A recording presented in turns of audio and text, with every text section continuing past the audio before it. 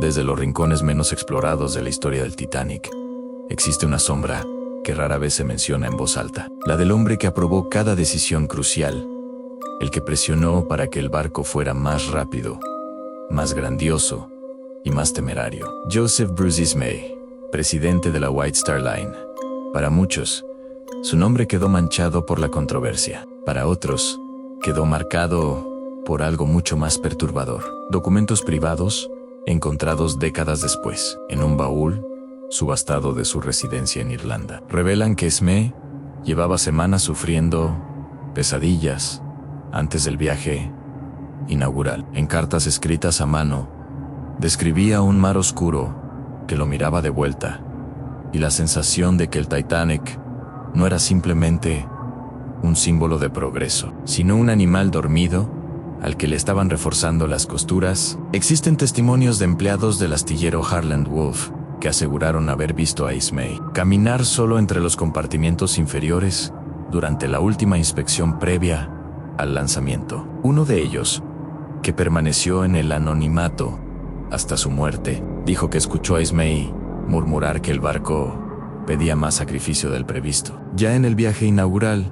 varios pasajeros afirmaron que el dueño del Titanic había cambiado su comportamiento. Caminaba por los pasillos como si estuviera escuchando algo detrás de las paredes, como si el barco le hablara. El capitán Smith anotó en su cuaderno de navegación una conversación inquietante en la que Ismay insistía en aumentar la velocidad a pesar de los avisos de hielo. El capitán relató que por un instante vio en su mirada un miedo inexplicable, como si Ismay no estuviera huyendo del fracaso, sino de algo que venía detrás del barco, siguiéndolo silenciosamente por el Atlántico Norte.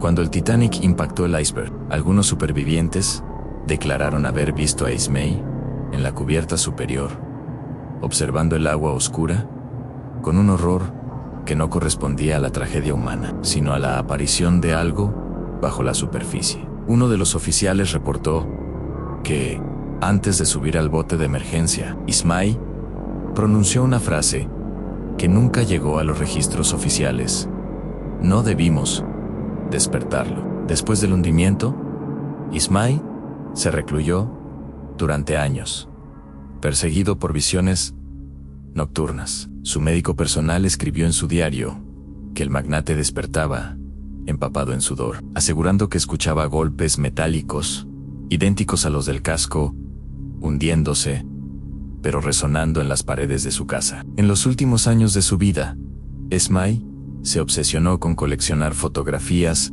del fondo marino, convencido de que el Titanic no estaba solo. Murió sin explicar sus pesadillas, pero antes de fallecer, dejó una nota críptica que fue encontrada en su escritorio.